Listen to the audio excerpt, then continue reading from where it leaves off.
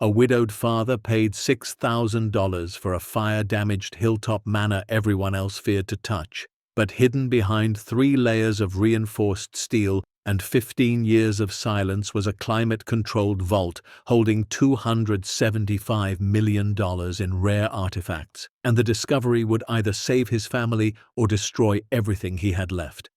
Before we dive in, tell us where in the world you are watching from. If you enjoy stories like this, make sure to hit that subscribe button because tomorrow's episode is truly mind-blowing. Let's get started. The apartment smelled like burnt toast and exhaustion. Loreto sat at the cramped kitchen table, the kind that wobbled no matter which leg you tried to fix, staring at a stack of envelopes he couldn't bear to open. Past due. Final notice. 3rd attempt to contact you. The words blurred together under the flicker of the overhead bulb that buzzed like a dying wasp. He was 38 years old, and he felt 70. Outside the window, the city hummed with evening traffic, people rushing home to families, to warmth, to lives that made sense. Loreto used to have that. 2 years ago, before the car accident, before the hospital bills, before the funeral he could barely afford, before the world collapsed into a single question that haunted him every morning. How do I keep going? In the next room, his daughters giggled. Emma, 8 years old, was reading to her little sister Sophie, age 5, from a picture book about castles and princesses. Their voices carried through the thin walls like music, like the only reason his heart still beat. Emma sounded just like her mother when she read. That same gentle cadence, that same patience. It broke him a little every time. Loreto closed his eyes and pressed his palms against them until he saw stars. The construction job paid $11 an hour. The security guard gig paid $9.50. Between them, he worked 16-hour days and still came up short every month. His late wife Rachel's medical bills from those final 3 weeks sat in a folder he kept hidden in the closet. $67,000. It might as well have been $6 million.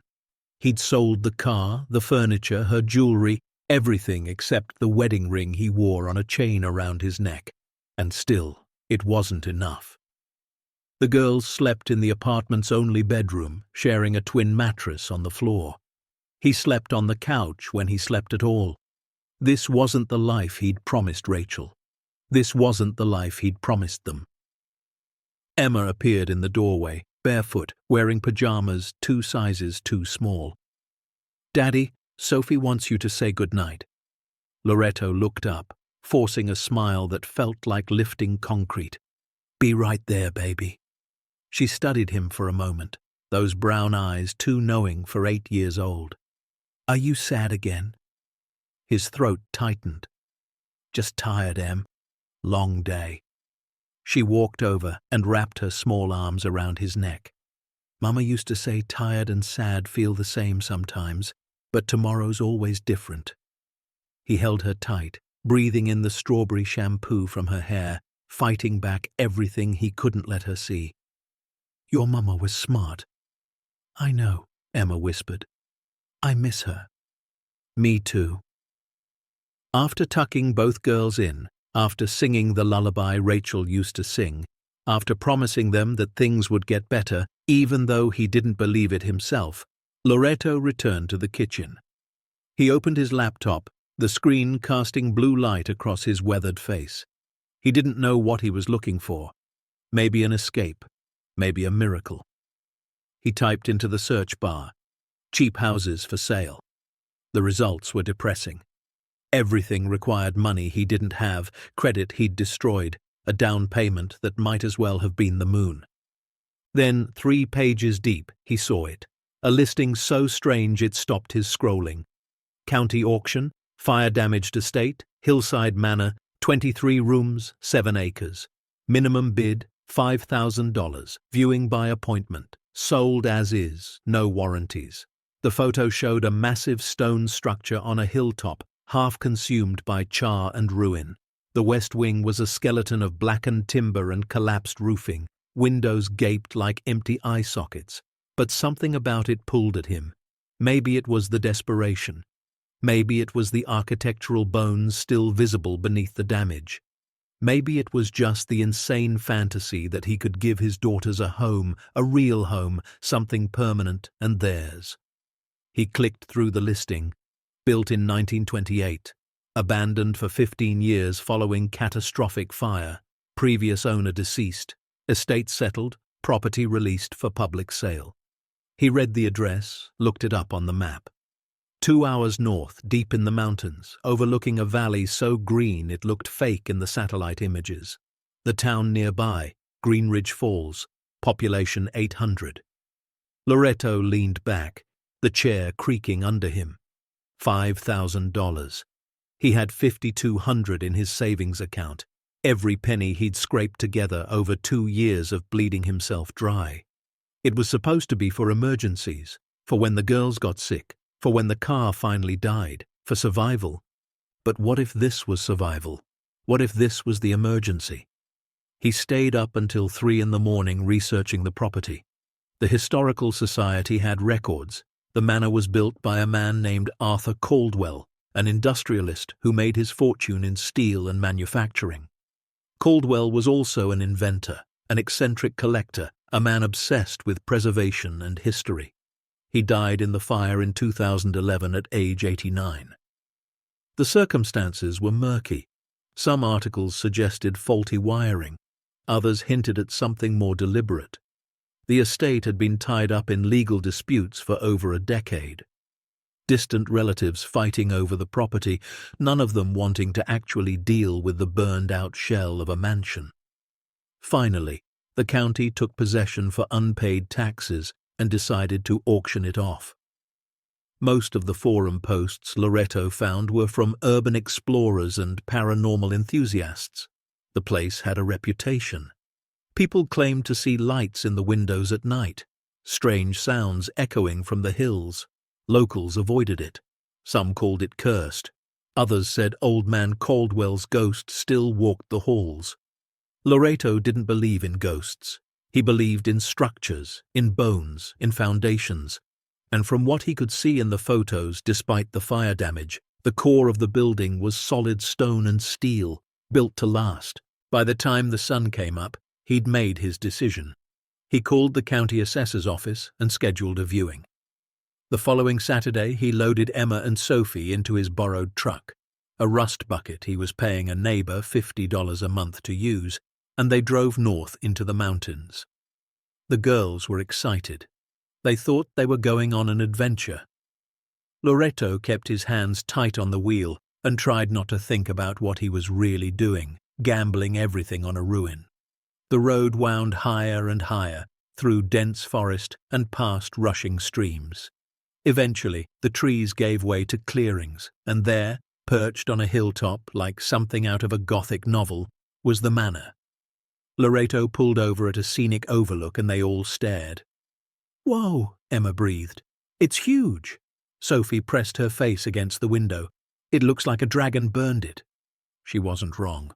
The western third of the structure was gutted, its roof caved in, walls blackened and crumbling. But the rest, the central manor and the eastern wing, still stood proud. The stone facade was smoke-stained but intact. Tall windows, some broken, some surprisingly whole, the bones of grandeur still visible beneath the char. Chimneys reached toward the sky like fingers.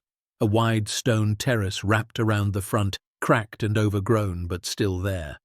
"Can we go inside?" Emma asked. "That's why we're here," Loreto said quietly. They drove up the winding driveway, gravel crunching under the tires. The property was surrounded by wrought iron fencing, most of it fallen or rusted through. Gardens that had once been manicured were now wild tangles of overgrown hedges and weeds. A fountain sat dry and filled with leaves in what used to be a circular courtyard. The manor loomed above them, and up close, the damage was worse. Entire sections of the roof were gone. Scorch marks crawled up the stone like black veins. But Loreto noticed something else: the craftsmanship. The stones were cut and fitted with precision. The remaining woodwork showed intricate carving. This had been a masterpiece once. A county official met them at the entrance, a tired-looking woman in her 50s with a clipboard and a flashlight. "You the folks interested in viewing?" "Yes, ma'am," Loretto said. "I'm Loretto. These are my daughters." The woman glanced at the girls, then back at him. "You know this place isn't livable, right? I mean, we're talking extensive damage. No power, no water, structural concerns. This is a tear-down property for most people." "I understand," she sighed. "All right, watch your step. Stay close to me. Some areas aren't safe." They entered through the main doors, massive oak things that still swung on their hinges. The foyer was breathtaking even in ruin. A grand staircase swept upward, its marble steps cracked but intact. A chandelier lay shattered on the floor, crystal shards scattered like frozen tears. The ceiling above showed blue sky through gaps in the roof. Soot covered everything, but beneath it you could see the elegance. Carved molding, decorative plasterwork, inlaid wood floors. "The fire started in the west wing," the official explained. "Spread fast. Owner was elderly, lived alone. By the time fire crews got here, half the place was gone. They saved what they could." They walked through room after room. A library with empty built-in shelves, books long since destroyed or removed. A dining room with a table still set, dishes covered in dust and ash. A kitchen that looked like it belonged in a restaurant, commercial stoves rusted and dead. Upstairs, they found bedrooms. Some were completely open to the elements, walls gone, floors collapsed. But others, particularly in the east wing, were surprisingly intact. Emma ran ahead into one room, gasping, "Daddy, look!" It was a bedroom clearly meant for a child once. Pink wallpaper, faded and peeling.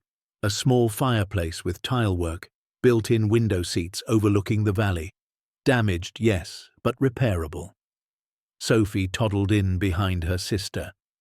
"Can this be our room?" The official gave Loretto a look that said, "You can't be serious." But Loretto was staring out the window at the view, at the endless green valley below, at the mountains rising in the distance. "Let me see the rest," he said. They spent 2 hours exploring. Loretto took notes, asked questions, assessed damage. The west wing would need to be torn down completely, but it could be sealed off.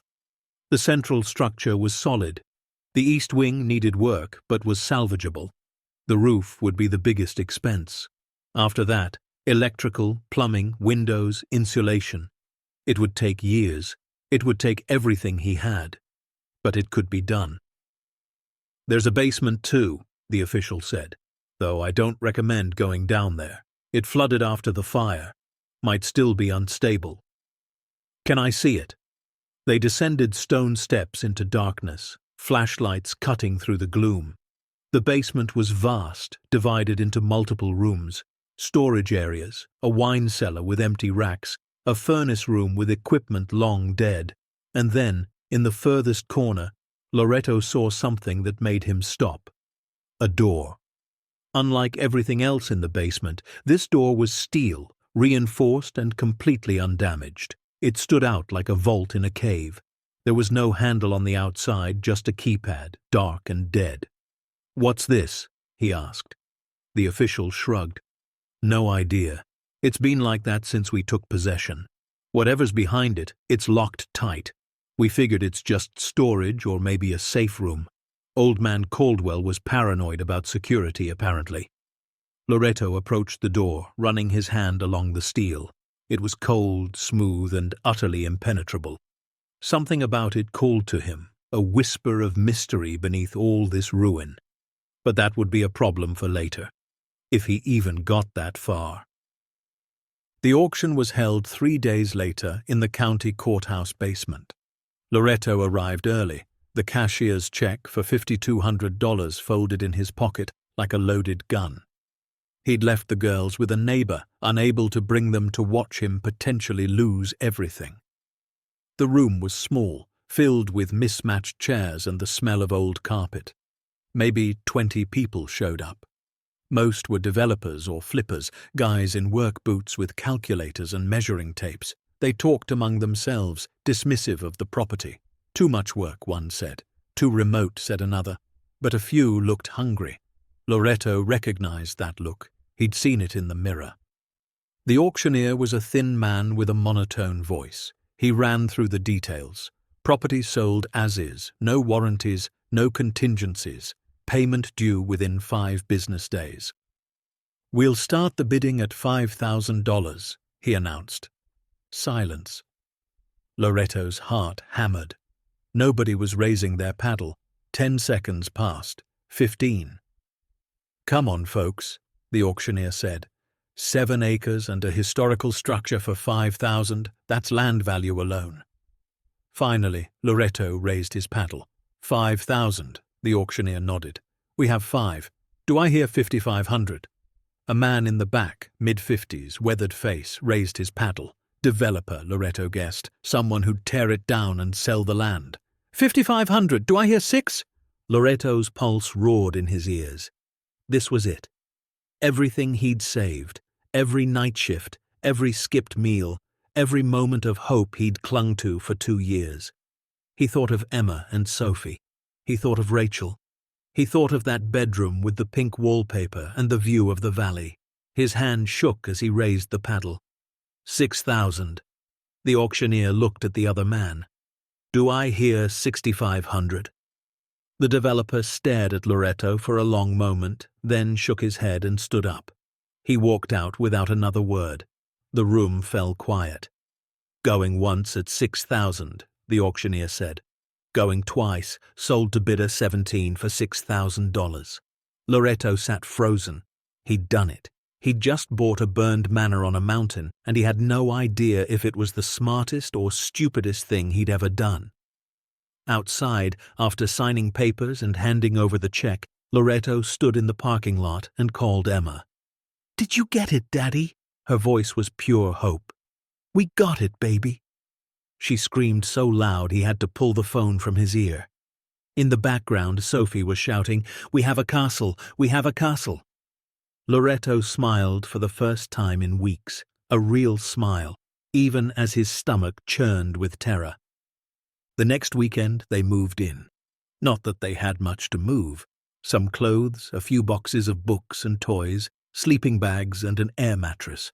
The manor's front doors creaked open and the girls charged inside, their voices echoing through the empty halls.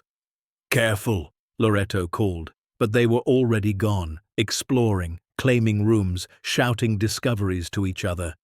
He stood in the foyer, the afternoon light slanting through the broken windows, dust motes dancing in the beams. The place felt alive somehow, not haunted, but expectant. Like it had been waiting. He got to work immediately. The first priority was making the east wing safe and weatherproof. He bought tarps and nailed them over the exposed roof sections. He covered broken windows with plywood. He cleared debris from the rooms they'd use. By nightfall, they had one bedroom cleared for the girls and a space in what used to be a study for Loreto to sleep. They ate sandwiches by flashlight, sitting on the floor. "This is the best house ever," Sophie declared, peanut butter on her chin.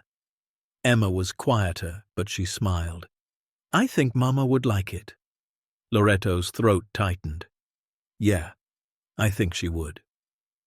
That night, after the girls fell asleep in their sleeping bags, Loreto walked the manor alone.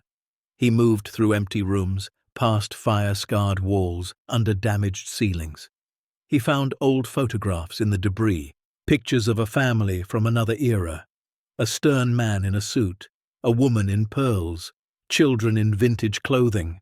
The Caldwell family, probably, lives lived and lost. In one room he found a child's toy, a wooden horse, burned on one side but still recognizable. He set it on a windowsill carefully. Everything here had a story. Everyone who'd lived here had loved and lost and hoped for something, just like him. He made his way to the basement, flashlight in hand. The stone steps were cold, the air damp. He wasn't sure why he was drawn back down here.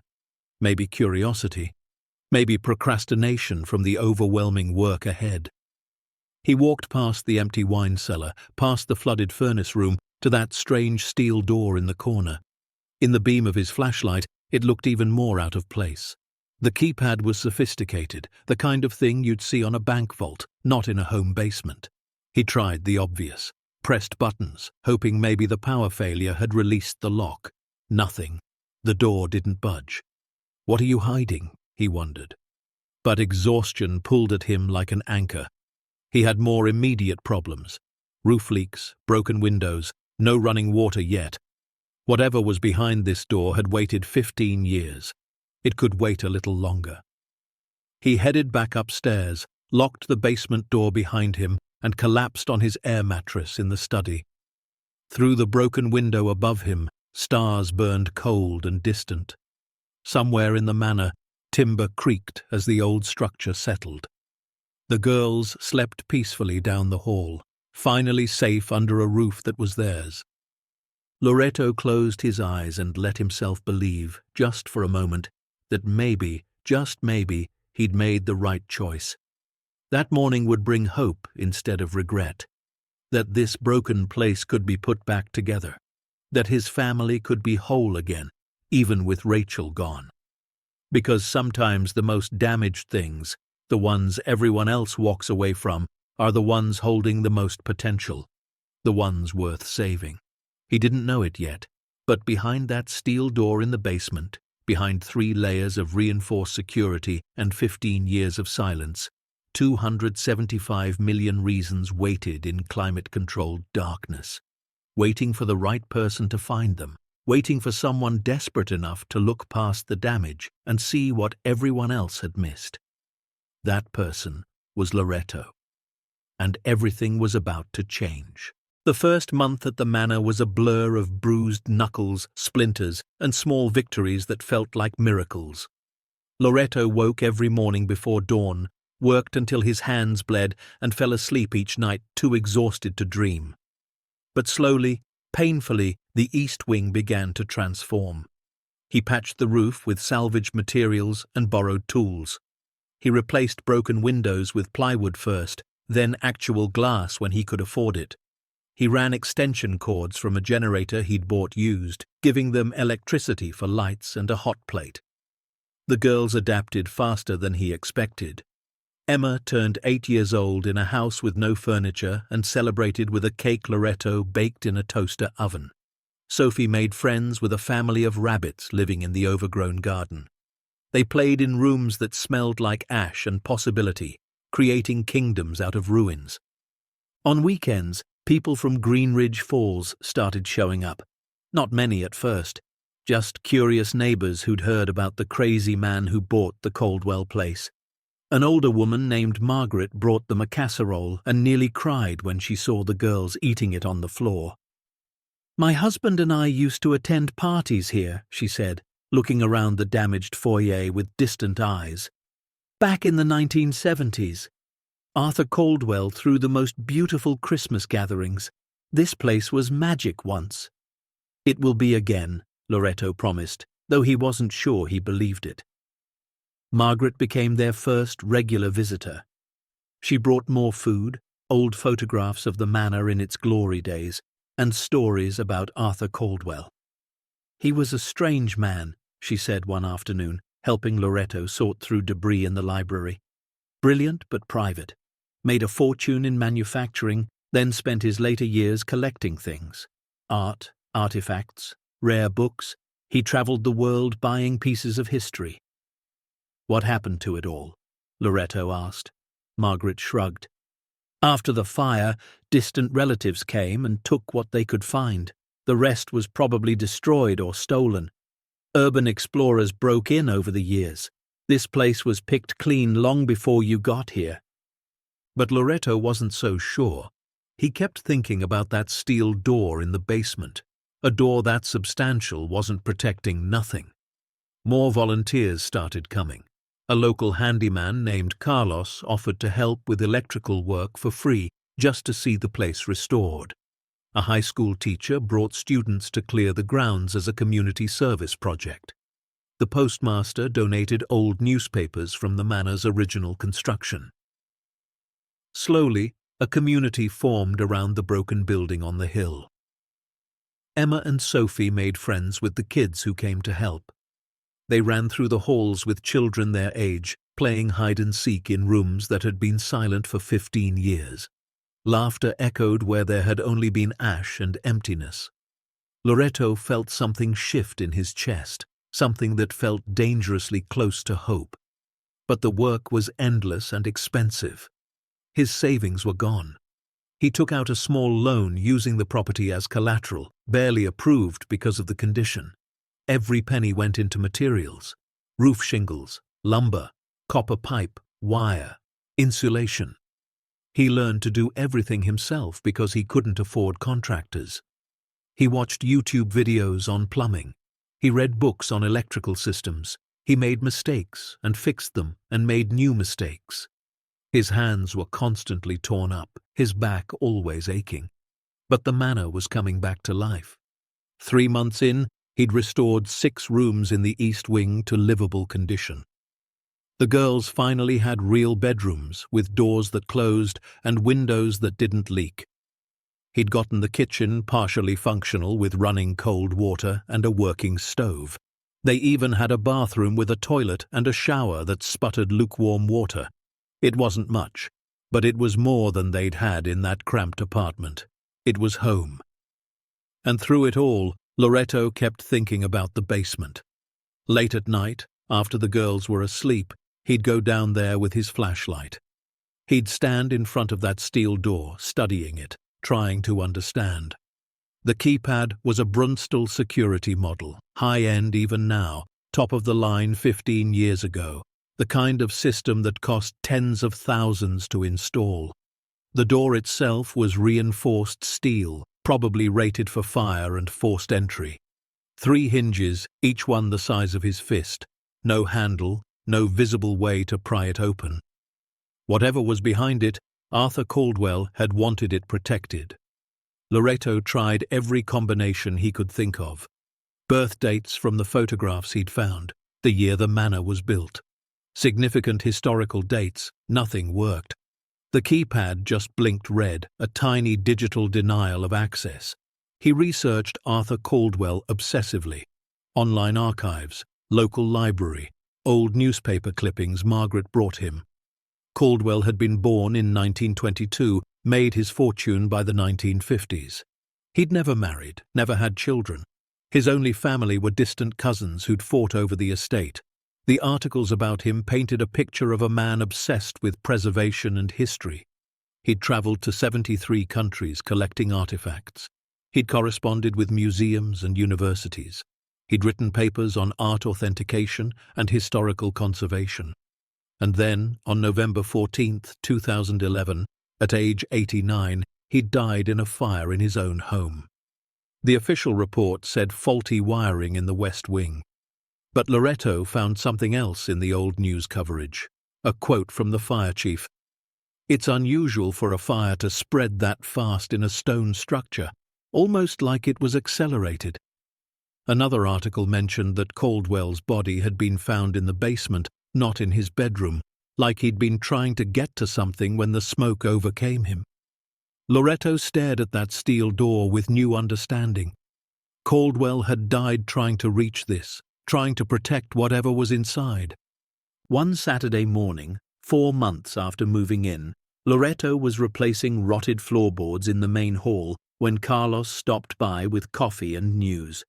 "Hey, I brought someone who might be able to help with your mystery door," Carlos said. Behind him stood a younger man, maybe 30, with glasses and a laptop bag. "This is my nephew Derek. He's a computer security specialist. Works for a firm in the city." Derek shook Loreto's hand. "Uncle Carlos told me about your vault situation. I'd like to take a look if that's okay." They descended into the basement together. Derek examined the keypad with professional interest, took photos, made notes.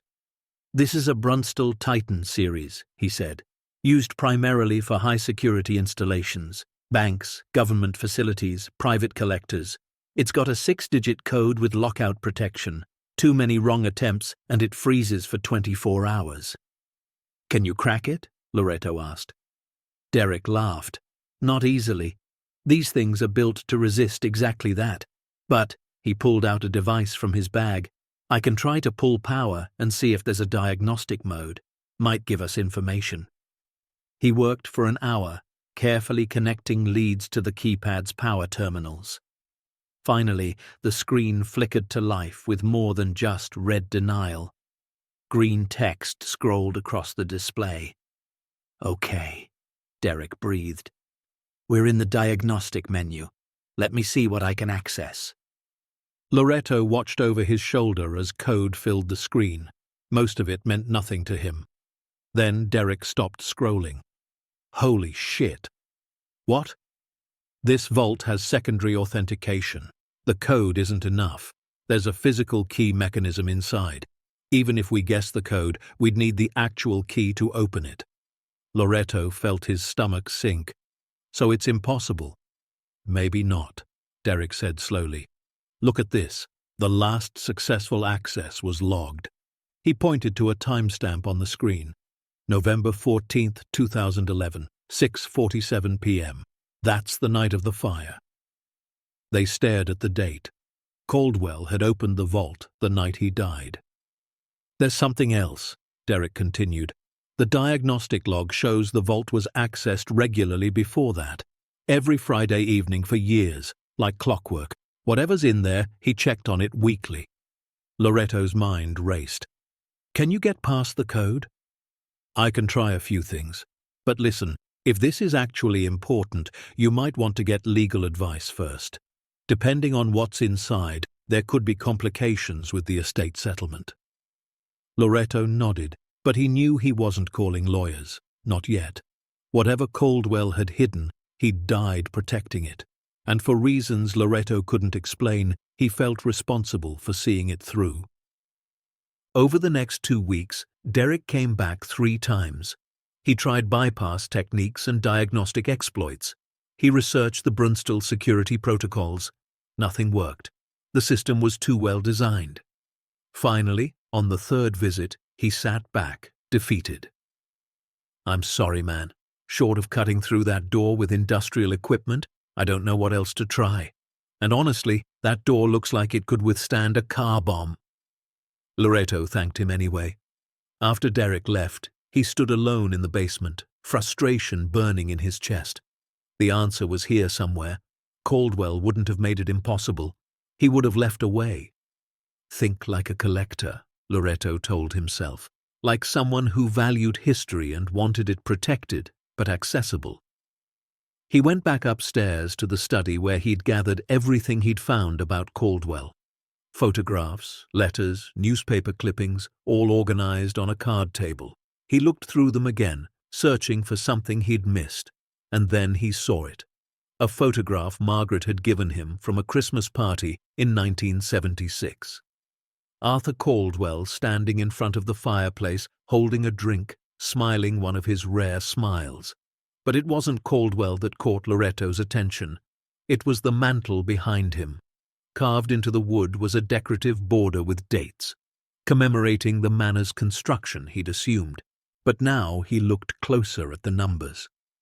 The manor was built in 1928, but the carved date on the mantel read 10/22/27, October 22nd, 27. 1 year before construction finished. What if it wasn't a construction date? What if it was a birth date? Loretto grabbed his notes. Arthur Caldwell, born January 15th, 1922. Not October. But who else? He dug through everything again, then found it in an old article about Caldwell's family. His mother, Eleanor Caldwell, born October 22nd, 1897. October 22nd, 10/22. He looked at the photograph again. The carved numbers, 10/2/2/27. What if the last 2 digits weren't part of the date? What if they were separate? 10/22 for his mother's birthday, and 27. Arthur would have been 27 years old in 1949, the year Eleanor died. His heart pounding, Loretto grabbed his flashlight and ran to the basement. His fingers trembled as he entered the code. 102227. The keypad blinked. Once, twice, then turned green. Something deep in the door mechanism clicked, a sound like heavy bolts sliding free. But the door didn't open. The physical key, Loretto realized. He still needed the actual key. He ran back upstairs, his mind racing. Where would Caldwell keep it? Somewhere meaningful. Somewhere connected to his mother. He tore through the rooms he'd been working on. Checked the library, the study, the bedroom Caldwell had used. Nothing. Then he remembered the music room on the second floor. He'd barely touched it, the space too damaged to be a priority. But Margaret had mentioned Eleanor Caldwell was a pianist. The room was a disaster. Water damage from the collapsed roof. The grand piano in the center was ruined, its wood warped and keys yellowed. Loretto approached it carefully, testing the floor for stability. The piano bench had survived better, its cushioned top faded but intact. He lifted the lid. Inside were old sheet music, mostly destroyed. But underneath, wrapped in oilcloth, was a leather case. His hands shook as he opened it. Inside, nestled in velvet, was a key. Old-fashioned brass with an ornate head and a tag attached with string. The tag read, in careful handwriting, "For when you're ready to share what we built. All my love, Mother." Loretto stood there holding the key, tears streaming down his face. He didn't know why he was crying, maybe from exhaustion, maybe from the weight of holding someone else's legacy, maybe because for the first time in 2 years he felt like something was going right. That night, after the girls were asleep, Loretto returned to the basement. This time Carlos was with him. He'd called his friend because whatever was behind that door, he didn't want to face it alone. "You sure about this?" Carlos asked. "No," Loretto admitted, "but I've come this far." He entered the code again. 102227. The keypad turned green. That deep mechanical click echoed through the basement. Then Loretto inserted the key into a slot he hadn't noticed before, hidden beneath the keypad cover. The key turned smoothly, like it had been maintained, oiled, waiting. More bolts slid free. And slowly, with a whisper of pressurized air, the steel door opened inward. Behind it was another door, solid but simpler. Loretto pushed it open. Behind that, a third door, this one lighter, more like a vault drawer. His heart hammered as he pulled it toward him. And then he was looking into a room. A climate-controlled vault that ran the entire length of the basement, 20 feet deep and 30 feet wide. The air that washed over him was cool, dry, perfectly preserved. And inside, arranged with museum-quality precision, was a collection beyond comprehension. What happens next will reveal a fortune hidden for 15 years, change everything Loretto thought he knew about his broken manor, and force him to make an impossible choice between security and secrecy. Stay tuned to see what happens next. If you're enjoying the story, please like, share, and subscribe for more. Loretto stepped into the vault on shaking legs. Carlos gasped behind him. The walls were lined with glass display cases, each one lit by subtle LED strips that had somehow maintained power independently. The first case stopped Loretto in his tracks. Coins, hundreds of them. Ancient Roman denarii, their silver still bright. Gold Byzantine solidi with emperors' faces.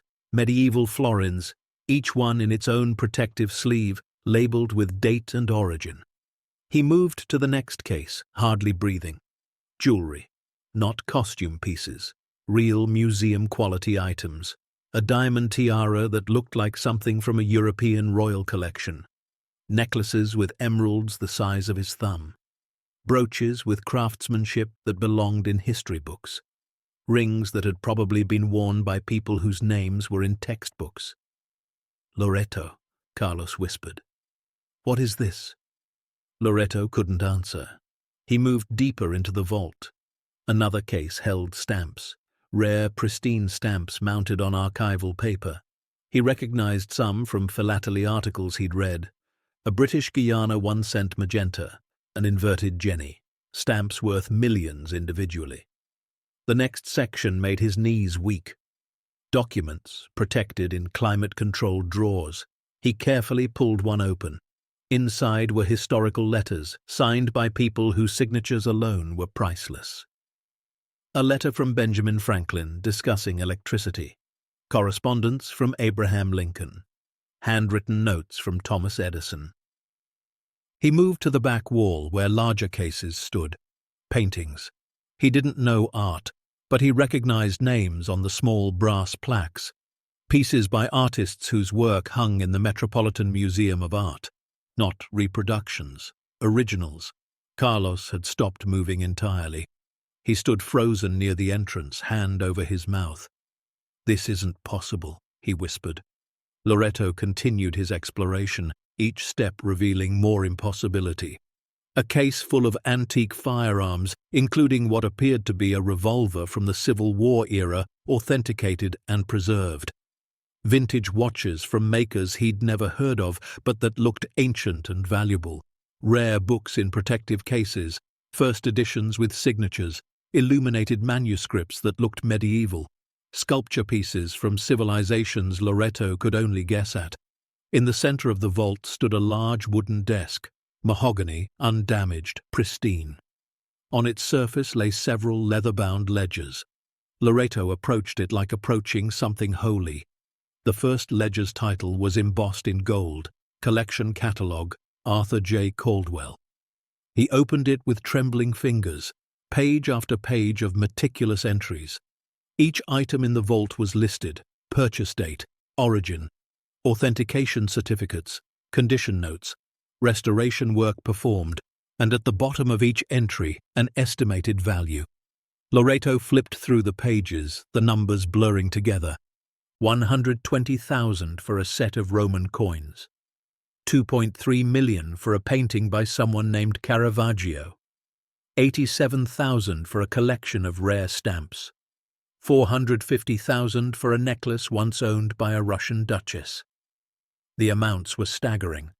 He reached the last page and found a summary written in the same careful handwriting as the tag on the key. Total collection value as of October 2011. He read the number 3 times before it made any sense. $275 million. The ledger fell from his hands onto the desk. Carlos picked it up, read the number, and sat down hard on the floor. "Dios mío," he breathed. Loreto walked back through the vault in a daze. He looked at everything again, seeing it differently now. Not just as beautiful objects, but as an amount of money so vast it didn't feel real. He could pay off Rachel's medical bills. He could restore the entire manor. He could send Emma and Sophie to college. He could live comfortably for the rest of his life. He could probably buy half of Greenridge Falls if he wanted. $275 million, hidden beneath a burned manor that he'd bought for $6,000. "We need to call someone," Carlos said finally. "Police, lawyers, the county, I don't know, somebody." "Wait," Loreto said. His mind was racing. "Just wait, let me think." He walked back to the desk and opened the other ledgers. The second one contained correspondence, letters to and from museums, discussions about donations, plans for establishing a foundation. Caldwell had been negotiating with the Smithsonian, with the Metropolitan Museum, with the National Archives. He'd wanted to donate his collection, create educational programs, make it accessible to researchers and the public. But the letters stopped in 2010. The last one was from a museum director declining to partner with Caldwell due to concerns about authentication and provenance documentation. It had clearly hurt the old man. His reply, drafted but possibly never sent, talked about spending 50 years building this collection, about how he'd dedicated his life to preserving history, about wanting it to mean something after he was gone. The third ledger was personal, more like a diary. Loreto flipped to the last entry. November 14th, 2011. Today I received another rejection. The Art Institute says my collection is too eclectic, too difficult to verify. They don't understand. I didn't collect these pieces for value. I collected them because they're fragments of human achievement. They deserve to be preserved, studied, honored. I'm 89 years old. I don't have time to keep fighting bureaucracies. Maybe I was wrong to try. Maybe some things are meant to stay hidden until the right person finds them, until someone understands what they truly mean. If you're reading this, stranger, then I'm gone and you've solved my puzzle. These items are legally yours now. I've made sure of that in my will. The vault and its contents belong to whoever owns this property, but I'm asking you, begging you, don't just sell them, don't scatter them to private collectors who'll lock them away again. These pieces tell our story, humanity's story. They deserve better. Use them wisely, honor what they represent, and perhaps create what I couldn't. A place where people can see them, learn from them, understand that history isn't dead. It's alive in every artifact, every letter, every coin. Make them matter. Arthur J. Caldwell. Loretto stood there reading those words over and over. The weight of it crushed down on him. This wasn't just a fortune. It was a responsibility, a trust, a dying man's dream. "What are you thinking?" Carlos asked quietly. Loretto shook his head. "I don't know. I don't know anything right now, except that Arthur Caldwell spent 50 years building this and died trying to protect it." He looked around the vault again. He left it for whoever found it, but he left instructions too. "What do you mean?" Loretto showed him the diary entry. Carlos read it, his expression shifting from shock to understanding. He wanted it to matter, Carlos said, not just exist. Exactly, Loretto thought, not just exist. They stayed in the vault for another hour. Loretto took photographs of everything. The cases, the ledgers, the catalogue, documentation in case something happened, in case he needed proof. Finally, they sealed it back up, 3 doors closing with heavy finality. The keypad returned to its dormant red blink. Upstairs, dawn was breaking. Loretto stood in the ruined foyer and watched sunlight pour through the holes in the ceiling. Everything had just changed. An hour ago, he'd been a widowed father scraping by, pouring everything into restoring a broken building. Now he was the legal owner of $275 million in rare artifacts, and he had absolutely no idea what to do about it. Carlos put a hand on his shoulder. "Whoever you tell, whatever you do, be careful. Money like that changes things, changes people." Loretto nodded. He thought about Emma and Sophie sleeping upstairs, thought about Rachel, who'd never gotten to see this place, thought about Arthur Caldwell, who'd died alone trying to protect beauty in a burning building. "I need time," Loretto said finally. "Time to think, to figure this out. Can you keep this between us for now?" Carlos studied him for a long moment, then nodded. "As long as you need. But Loretto, eventually, people will need to know. Something this big, it can't stay hidden forever." "I know," Loretto thought, but for now, just for a little while, he wanted to hold this secret close, to understand what it meant before the world came crashing in, because his life had just become impossibly complicated. And somewhere in that complication was an answer. A way to honor Caldwell's dream, protect his daughters, and maybe, just maybe, create something that would make Rachel proud. The broken manor on the hill held more than he'd ever imagined, and the real work was just beginning. He walked to the window and looked out at the valley as the sun climbed higher. Somewhere out there, the world continued on, unaware that beneath a fire-damaged mansion, a hidden fortune waited for him to decide what came next, waited to see if he was the right person Arthur Caldwell had hoped would find it. Loretto pressed his palm against the cold glass. His reflection stared back, exhausted, overwhelmed, but something else too, determined. "Okay, Arthur," he whispered to the ghost of a man he'd never met. I'll try to do right by this." In the basement below, the vault sat silent and secure. $275 million in beauty and history and human achievement, protected by a widowed father who'd only wanted to give his daughters a home, and who'd somehow inherited the responsibility of preserving fragments of civilization itself. The manor creaked around him, settling into the morning. It felt different now, not just broken, purposeful, like it had been waiting all this time for someone who understood that some things were worth more than money, worth fighting for, worth protecting, worth sharing with the world if done right. Loreto turned from the window. Upstairs, he could hear Emma starting to wake up. In a few minutes, Sophie would follow.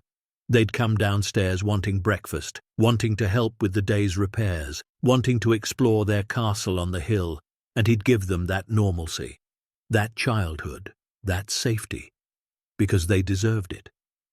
But underneath it all, hidden in climate-controlled darkness, their future had just transformed. And Loreto would do whatever it took to honor both Caldwell's dream and his daughter's needs, even if he had no idea how. The sun climbed higher, the day began, and in the ruins of what was, the seeds of what could be started to take root. For 3 days, Loreto told no one. He went through the motions of normal life like he was watching himself from a distance. He made breakfast for the girls, worked on repairing the front terrace, answered questions from volunteers who stopped by to help. But his mind was constantly in that vault. $275 million. The number followed him everywhere. He'd wake at 3 a.m, heart racing, certain someone was breaking in. He'd check the basement door obsessively, making sure the locks held. He started sleeping with a hammer under his pillow, which was ridiculous, but it made him feel slightly less helpless. By the 4th day, he knew he couldn't carry this alone. He needed help. Someone he could trust absolutely. Someone who understood security and danger and how quickly things could go wrong. He called Marcus Hayes. They'd met 6 years ago when Loreto was doing construction work on a security firm's new building. Marcus was former military army ranger, 2 tours in Afghanistan. After the service, he'd started a private security consulting business. He was smart, careful, and loyal to the few people he considered friends. Loreto was one of them. "I need you to come up here," Loreto said when Marcus answered. "Something's happened." "You okay? The girls okay?" "We're fine, but I need your advice, in person. And Marcus, you can't tell anyone you're coming." There was a pause. Marcus knew Loreto well enough to hear the weight in his voice. "I'll be there tomorrow morning." Marcus arrived at dawn in an unmarked black SUV. He was 42, built like he still ran combat drills every morning, with close-cropped hair and eyes that never stopped analyzing. He hugged Loreto, nodded to Emma and Sophie, who were eating cereal in the kitchen, then waited. "Let's walk," Loreto said. They went outside, far enough from the manor that their voices wouldn't carry. The morning mist hung thick in the valley below. Loreto told him everything: the vault, the collection, the ledgers, Arthur Caldwell's final message. Marcus listened without interrupting, his expression unreadable. When Loreto finished, Marcus was quiet for a long moment. "Show me," he said finally. They went to the basement. Loreto entered the code, used the key, opened the 3 doors. Marcus stepped into the vault, and his professional composure cracked. "Jesus Christ," he breathed. He walked through slowly, examining everything with tactical precision. The cases, the climate control system, the lighting, the catalogue on the desk. He picked up the ledger with the final valuation and stared at the number. $275 million, he said quietly. "And you found this 4 days ago?" "Yes." "Who else knows?" "Just Carlos. He was here when I opened it. He won't tell anyone." Marcus set the ledger down carefully. "Okay, first question. Do you legally own this?" "According to Caldwell's will, everything in the property belongs to whoever purchases it. The county estate lawyer confirmed when I bought the place that it's sold with all contents. I have documentation." Good, that's critical.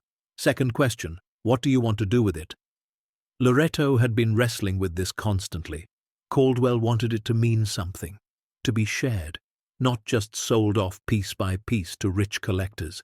He wanted a museum, educational programs. He wanted people to learn from it. Marcus studied him. And what do you want? I want my daughters to be safe, to have a future, to not worry about money like I have every day for 2 years. But I also, he gestured at the vault, I can't just ignore what he wanted. He spent his whole life building this. He died protecting it. That has to mean something. Marcus nodded slowly. Then you need 3 things immediately. First, legal protection. Lawyers who specialize in estates and found property. Second, insurance. The moment this goes public, you're liable if anything happens to it. Third, security. Because Loretto, the second word gets out, you're going to have every kind of predator you can imagine coming after this. It has to get out? Eventually, yes. You can't keep something this valuable hidden indefinitely. And honestly, you shouldn't. But you need to control how and when that information is released, on your terms, with protection in place. Loretto felt the weight settling on his shoulders again. I don't know how to do any of this. That's why you called me, Marcus said. Let me make some calls, discreet ones. We'll build a team you can trust. But Loretto, from this moment forward, everything changes. Your life, your security, your daughter's safety. This kind of wealth attracts attention, not all of it good. They spent the next week working in absolute secrecy. Marcus brought in people he'd vetted personally over years of security work. First came Diane Porter, an attorney who specialized in high-value estates and cultural property law. She drove up from Portland, took one look at the vault, and had to sit down. I've been practicing law for 23 years, she said, and I've never seen anything like this. She spent 2 days reviewing every document Loretto had: the property deed, the estate settlement, Caldwell's will, the catalogue, the authentication certificates. Finally, she gave her verdict. Legally, this is yours. The estate sale was legitimate. Caldwell's will specifically states that all property contents transfer with ownership, and since the vault's existence wasn't disclosed during probate, it's considered a found treasure situation. You own it outright. Loretto felt a small measure of relief. So no one can take it. Not legally, but that doesn't mean they won't try, which is why you need to be extremely careful about how you proceed. Next came insurance. Marcus contacted a specialist firm that handled museum collections and high-value private holdings. The representative, a nervous man named Patrick, nearly had a breakdown when he saw the collection. This needs to be in a bank vault, he kept saying, or a museum, somewhere with professional security. It's staying here, Loretto said firmly. Patrick spent 3 days photographing and documenting everything. He brought in an independent appraiser who confirmed what the ledgers claimed. If anything, Caldwell had been conservative. Some pieces had appreciated significantly since 2011. The final insurance valuation came in at $293 million. The annual premium was $380,000. Loretto nearly choked. I don't have that kind of money. Diane stepped in. We can set up a foundation structure. The collection becomes the foundation's asset. Insurance is paid from a small sale of some duplicate items. Perfectly legal, and it protects you from personal liability. What if I don't want to sell anything? Then you find donors or take out a loan using the collection as collateral. But Loretto, you have to protect this. One fire, one flood, one theft, and you lose everything. Not just the value, but Caldwell's dream. Reluctantly, he agreed.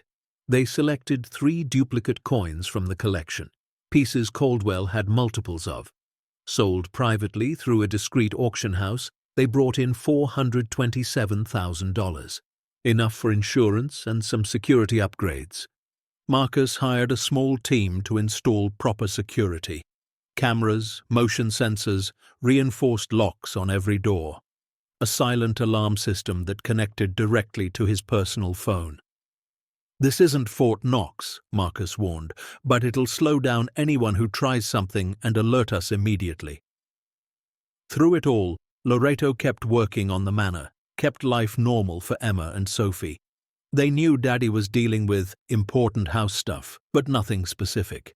He wanted to preserve their innocence as long as possible, but secrets in small towns have a way of leaking. It started innocently enough. Carlos mentioned to his wife that Loreto had found something valuable in the basement. She told her sister, who told a friend at church, who told someone at the grocery store.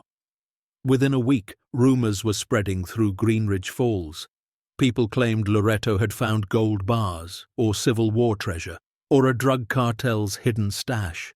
The stories grew wilder with each telling. Loreto started noticing changes.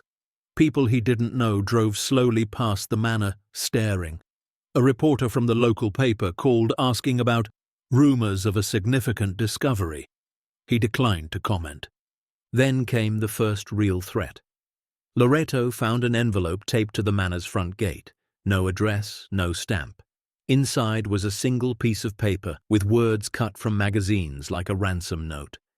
"Found things should be shared or they get lost. Someone will be in touch." His blood turned cold. He called Marcus immediately. "This is what I was afraid of," Marcus said grimly. "Once word gets out, the wrong people start paying attention." "What do I do?" "Exactly what you're doing. Stay alert. Don't talk to anyone about this. And Loreto, I'm coming back up there. You and the girls need protection.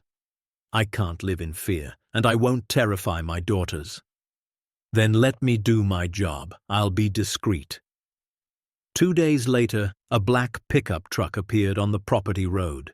2 men got out, both in their 30s, wearing work clothes but moving like they'd never done manual labor in their lives. Loreto met them on the terrace. Emma and Sophie were inside with Margaret, who'd started coming by regularly to help with the girls. "Help you, gentlemen?" Loreto asked, keeping his voice neutral. The taller one smiled. He had a scar running through his left eyebrow. "We heard you might have found something interesting. Thought we'd introduce ourselves. I'm Tommy. This is my associate, Derek." Loreto's skin crawled. These weren't curious neighbors. "I think you heard wrong. Just fixing up an old house." Tommy's smile didn't waver. "See, that's funny. Because we've got sources saying you found something real valuable down in that basement. Now, my employer is a businessman. He's interested in helping you manage such a discovery, for a small percentage, of course. I don't need help managing anything that doesn't exist." Derek spoke for the first time. His voice was flat, emotionless. "Everyone needs help, Loreto, especially single fathers with 2 little girls. Lots of ways things can go wrong without proper protection." The threat was barely veiled. Loreto felt rage surge through him, but kept his face calm. "You need to leave my property." "We're going," Tommy said easily. "But you'll hear from us again. Or rather, you'll hear from people who speak for our employer. Think about what we said. Protection is important. Accidents happen." They drove away slowly, deliberately. Loreto watched them go, fists clenched. Marcus appeared from where he'd been watching from inside. "You get that recorded?" Loreto asked. Marcus held up his phone. "Every word. That was a shakedown attempt. These guys work for organized crime, probably local family with connections. They think they can muscle in on what you found." "What do I do?" "We document everything. If they come back or escalate, we bring in the FBI. For now, we wait and stay sharp." But Loreto couldn't shake the image of Derek's dead eyes when he mentioned Emma and Sophie. That night, he asked Margaret to take the girls to her house. "Just for a few days," he said. "I need to deal with some property issues and it's not safe here right now." Margaret, no fool, studied his face. "Loreto, what's going on?" "I can't explain yet, but please, Keep them safe. Don't tell anyone where they are. She squeezed his hand. You're a good father. Whatever this is, you'll figure it out. After the girls left, tearful but excited about a sleepover at Miss Margaret's, Loreto and Marcus fortified the manor. They moved cots into the study, took shifts watching the monitors, kept weapons close. Loreto had never fired a gun in his life, but Marcus gave him a quick lesson with a shotgun. Point and shoot if anyone breaks in. It's got a wide spread, hard to miss. I don't want to shoot anyone. Neither do I, but I want you alive to see your daughters grow up more. The first night was silent. The second night, something happened. At 2:17 in the morning, the perimeter alarm triggered. Cameras showed a figure moving through the overgrown garden, approaching the west wing. Marcus was on his feet instantly. Stay here. Watch the monitors. If anything happens, you hit this panic button. It goes straight to state police. I'm coming with you. Loreto, you've got 2 daughters. I've got training. Stay. Marcus slipped out silently, moving through the darkness like a shadow. Loreto watched the monitors, heart hammering. He saw Marcus circle around, positioning himself, saw the intruder reach the manor wall.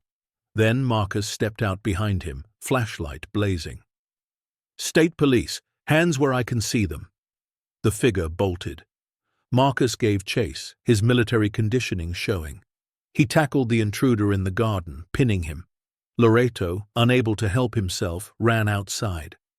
The intruder was young, maybe 19, wearing dark clothes and a backpack. He was sobbing. Please don't arrest me. Please, I wasn't going to hurt anyone. What are you doing here? Marcus demanded. I heard there was treasure, Civil War gold or something. I just wanted to look. I'm sorry, I need money. My mum's sick. Medical bills. I'm sorry. Loreto felt his anger deflate. This wasn't a hardened criminal, just a desperate kid, like he'd been not long ago. Marcus zip-tied the kid's hands anyway. We're calling the police. You broke onto private property. Wait, Loreto said. What's your name?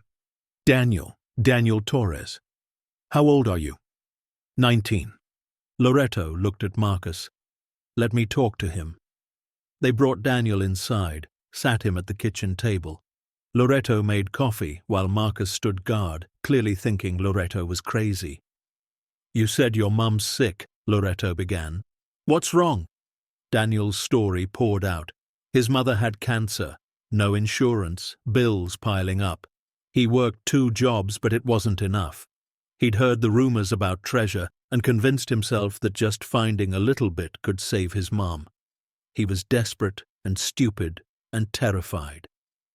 I wasn't going to hurt anyone, he kept saying. I swear. Loreto saw himself in this kid, saw the desperation he'd felt for 2 years, saw what he could have become if pushed far enough. Marcus, let him go. What? Let him go. He's not a threat, just scared. Marcus stared at him. You're setting a precedent. People will think they can just walk onto your property. People already think that. But I'm not pressing charges against a kid trying to save his mother. Daniel looked between them, confused. Loreto continued. But Daniel, you spread the word. There's no treasure here. Nothing worth breaking in for. Whatever people have heard, it's wrong. Can you do that? Daniel nodded frantically. Yes, sir. I'm so sorry. They let him go with a warning. Marcus shook his head after the kid drove away. You're too soft. Maybe, but I remember what it's like to be that desperate. I was one bad decision away from Daniel Torres. The next morning, Diane called with news. I've been researching Arthur Caldwell's family tree. There's a surviving heir, his brother's granddaughter. She's still alive, living in Florida. Name's Virginia Maxwell. Loreto's stomach dropped. Does she have a claim to the collection? Not legally. The estate was settled. But morally, ethically, she might have an interest. I think you should reach out to her before she finds out through other channels. Why would she find out? Loreto, this is going to go public eventually. When it does, the family will be contacted. Better you control that narrative. He spent 2 days agonizing over what to do. Finally, he asked Diane to make contact. She called Virginia Maxwell, explained the situation carefully, and asked if she'd be willing to meet with Loretto. Virginia agreed. She was 74 years old, living in a modest retirement community in Tampa. She'd always wondered what happened to her great-uncle Arthur's estate. Diane arranged for Virginia to fly up the following week. Loretto picked her up at the airport. She was small, white-haired, with Arthur's same intense eyes. In the car, she was quiet, studying the landscape. "I haven't been back to Oregon in 40 years, she said. "After Uncle Arthur died and the lawyers started fighting, my family just walked away. Too painful." "I'm sorry," Loretto said. "Don't be. You didn't cause it. My cousins were greedy. They wanted to sell everything, split the money. Nobody cared about what Arthur actually wanted." "What did he want?" "To share what he'd collected. He used to tell me when I was little that beautiful things should be seen, that history should be accessible. He said hiding treasure was the same as destroying it." Loretto felt a weight lift slightly. "He left a message, in the vault, saying the same thing." Virginia turned to him. "So it's true. You found his collection?" "Yes, ma'am. All of it. Exactly as he left it." She started crying silently. "I thought it was gone, destroyed in the fire or stolen. I thought his life's work was just," she gestured helplessly, "ashes. It's not. It's preserved, pristine, waiting." They drove the rest of the way in silence. At the manor, Loretto helped Virginia up the front steps. Emma and Sophie were back home, and they greeted the elderly woman with shy curiosity. "Are you Daddy's grandma?" Sophie asked. Virginia laughed. "No, sweetheart. I knew the man who used to live here, a long time ago." Loretto had prepared lunch. They ate together, Virginia telling stories about visiting the manor as a child, about Christmas parties and summer picnics, about Uncle Arthur teaching her about ancient coins and showing her his treasures. "He never married," she said. "Never had children, but he loved sharing his collection. He'd spend hours explaining where each piece came from, why it mattered. I remember him saying that every artifact was a voice from the past, and it was our job to listen." After lunch, Loretto said, "Would you like to see it?" Virginia's hands trembled. "I don't know if I can." "Take your time, no pressure." But she stood, straightened her shoulders. "No, I need to, for Arthur." They went to the basement. Loretto entered the code, used the key, opened the 3 doors. Virginia stepped into the vault and gasped. Her hand went to her mouth. Tears streamed down her face. "It's exactly like I remember," she whispered. "Exactly like he showed me when I was 7 years old." She moved through the collection like walking through a cathedral, touching cases gently, reading labels, recognition lighting her face. "The Roman coins. He got these in Italy in 1957. I remember him coming back, so excited." She moved to the jewelry. "The Duchess necklace. He won this at auction after a 5-year search." She saw the paintings. Oh, the Caravaggio. He thought this was lost. He found it in a private estate sale in France." For an hour she walked through her great-uncle's legacy, each piece triggering a memory. Finally, she came to the desk and the ledgers. She picked up the one with Caldwell's final entry, read his last words. When she finished, she was openly sobbing. Loretto gave her space, standing by the entrance. Finally, Virginia turned to him. "He wanted this to matter." "Yes, ma'am." "And you want to honor that?" "I'm trying, but I'm in over my head. I don't know how to do what he dreamed of. I'm just a construction worker who wanted to give his daughters a home." Virginia walked over to him. She was a foot shorter, but her eyes were fierce. "You were exactly who he was waiting for. Someone who saw value beyond money. Someone who understood that shelter and security come first. Someone with enough heart to care about a dead man's dreams." "I don't know if I can do it." "Then let me help you. I don't want money. I'm 74. I have enough. But I know museums, foundations, how Arthur's mind worked. Let me help you build what he couldn't." Loreto felt emotion well up. "Why would you do that?" "Because he was my family. Because you gave me back something I thought was lost. And because those little girls upstairs deserve to grow up in a place built on beauty, not just necessity." They shook hands. And in that moment, Loreto felt the pieces starting to align, a path forward beginning to form. But that night, everything changed. At 11:47, Loreto's phone rang. It was Marcus. "We've got a problem. Serious one. Turn on the news." Loreto grabbed the remote, flipped on the television. The local news was running a breaking story. "Sources tell us that a multi-million-dollar treasure trove has been discovered in Greenridge Falls. The collection, hidden in a historic manor purchased at county auction, may be worth upwards of $100 million. Authorities have not confirmed the discovery, but local residents report increased security activity and visits from insurance representatives." Loreto felt his world tilt. His address wasn't mentioned yet, but it would be. "How did this leak?" he asked Marcus. "My guess, the insurance people, or the appraiser. Someone talked, probably sold the story to the media." Diane called 30 seconds later.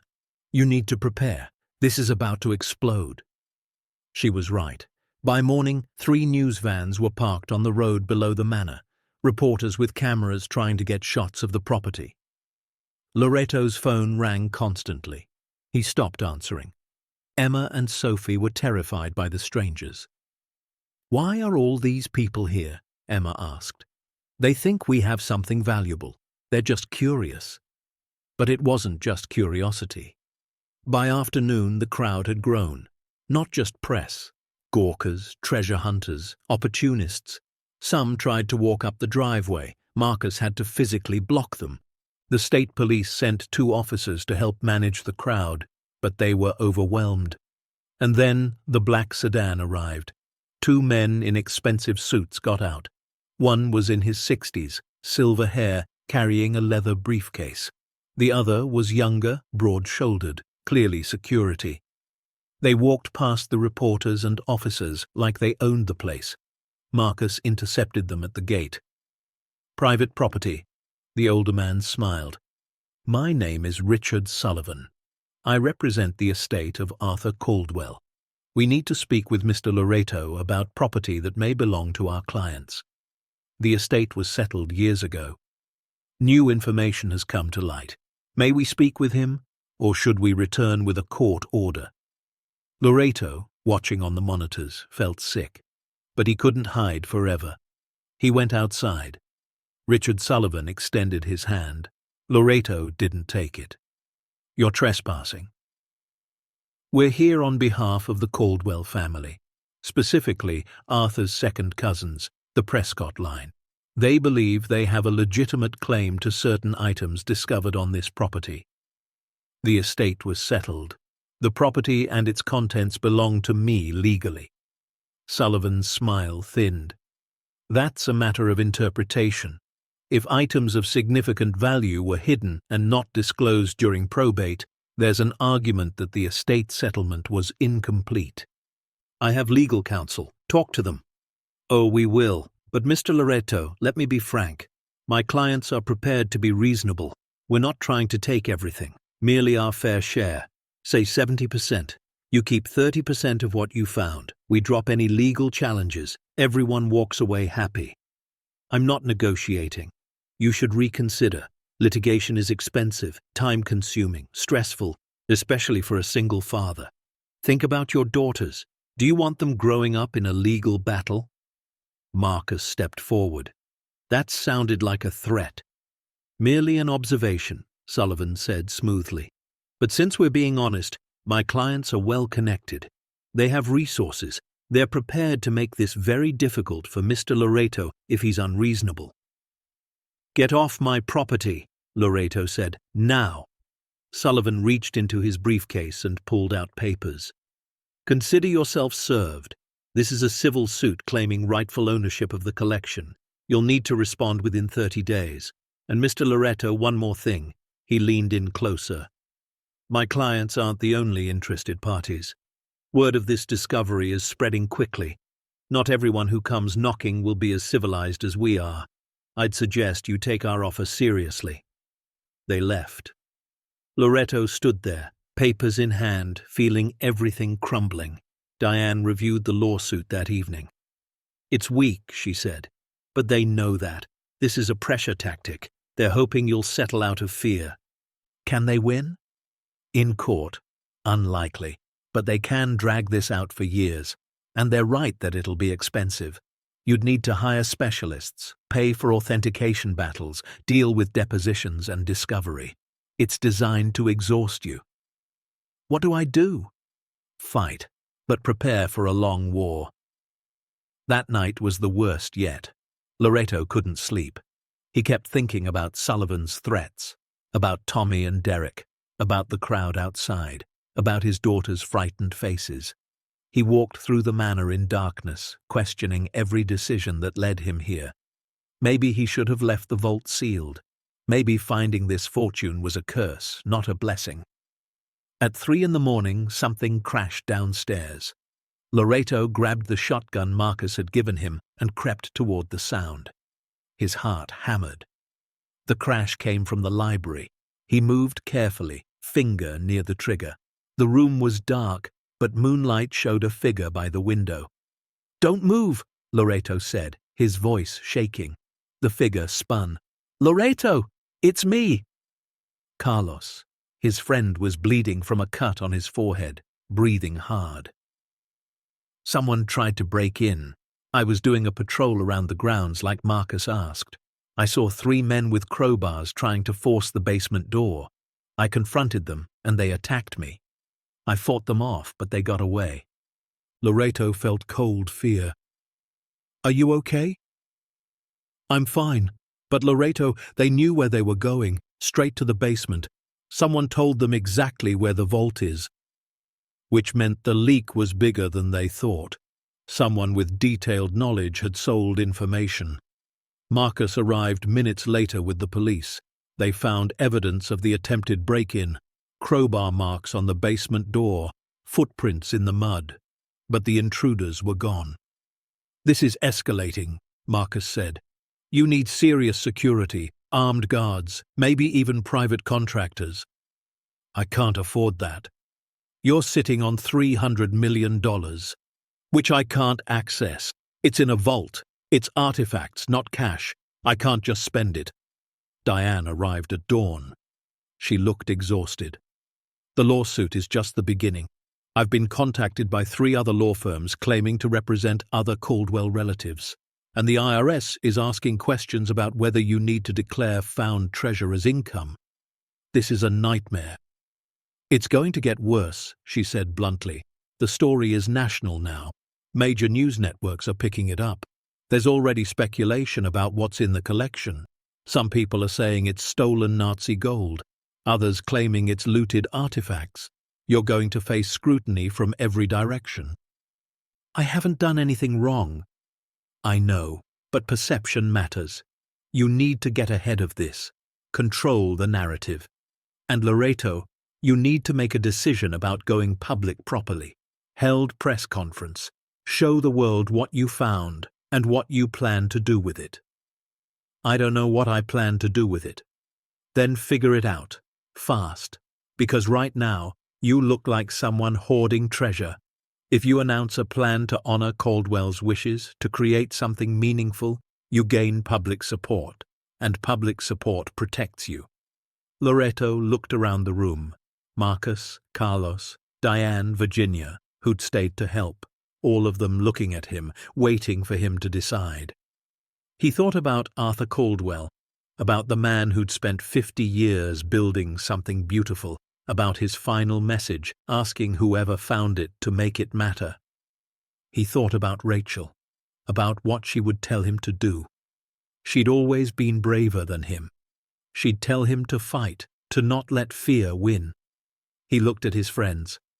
"Okay, we fight, but we do it my way. We create what Caldwell wanted, a foundation. a museum, a place where people can see this collection and learn from it. And we do it here, in this manner. We finish restoring it. We make it beautiful again, and we invite the world to see what one man spent his life preserving. Diane smiled. Now that's a plan I can work with. But first, Loreto continued, we protect it. Marcus, get whatever security we need.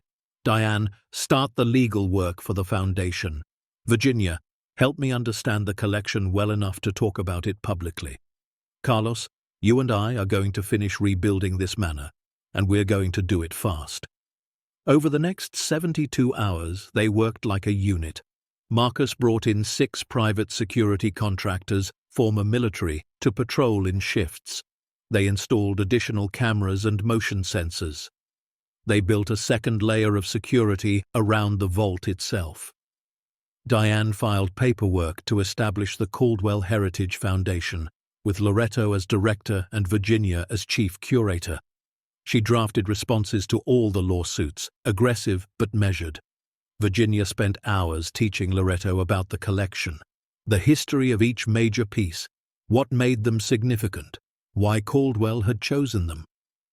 She coached him on how to speak about them with authority and reverence. Carlos organized volunteers to accelerate the restoration. Word had spread in Greenridge Falls about what Loreto was planning. People wanted to help. They wanted their town to have something special. And slowly, despite the chaos and threats and fear, a plan took shape. Something that honored Caldwell's dream while securing Loreto's family. Something that could transform the broken manor into a beacon. But the danger wasn't over. Not even close. On the 5th day after the news broke at 7:30 in the morning, Loreto received a call from an unknown number. He almost didn't answer, but something made him pick up. Mr. Loreto? A woman's voice, crisp and professional. This is Special Agent Catherine Reeves with the Federal Bureau of Investigation. We need to talk about your collection. Specifically, we need to verify that none of the items are stolen property or illegally obtained artifacts. Loreto's blood ran cold. I have documentation for everything. I'm sure you do, but given the value and scope of what you've reportedly found, the Bureau has an obligation to investigate. We'll need access to the vault and all of Arthur Caldwell's records. I can obtain a warrant, or you can cooperate voluntarily. He looked at Diane, who'd been sitting nearby. She nodded. We'll cooperate, Loreto said, but my attorney will be present. Of course, we'll be there tomorrow at 9 a.m. Please don't move or alter anything. After she hung up, Loreto felt panic rising. What if something is stolen? What if Caldwell got something illegally decades ago and I didn't know? Diane put a hand on his arm. We'll deal with whatever we find, but running from the FBI is the worst thing you could do. We cooperate, we're transparent, and we trust that Caldwell was legitimate. And if he wasn't? Then we return those items and move forward with the rest. But Loreto, from everything Virginia has told us, Arthur was meticulous about provenance. He wouldn't have kept something illegal. It went against everything he believed. That night, Loreto couldn't sleep again.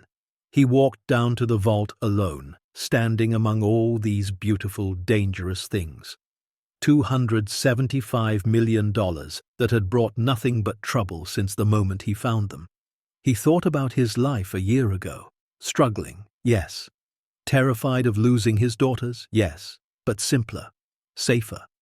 Now he was facing lawsuits, criminal investigations, threats from organized crime, media circuses, and decisions that felt too big for someone like him. He picked up one of the Roman coins, held it in his palm. Some soldier had carried this 2,000 years ago. Some merchant had traded with it. Some family had saved it. And now it sat in his hand, a tiny piece of human history that had survived empires and wars and centuries. Arthur Caldwell was right. These things deserve to be seen, to be shared, to remind people that beauty and achievement and history mattered. But the cost of protecting them felt impossibly high. He thought about Emma and Sophie sleeping upstairs, about how this discovery had put them in danger, about Richard Sullivan's veiled threats and Derek's dead eyes when he mentioned them. What if keeping this collection got his daughters hurt? What if trying to honor a dead man's dream cost him the only things that actually mattered? Loreto set the coin down carefully and left the vault, locked all 3 doors, climbed the stairs to the main floor. The manor was quiet around him, lit by moonlight through partially repaired windows. He walked to the girls' room and stood in the doorway.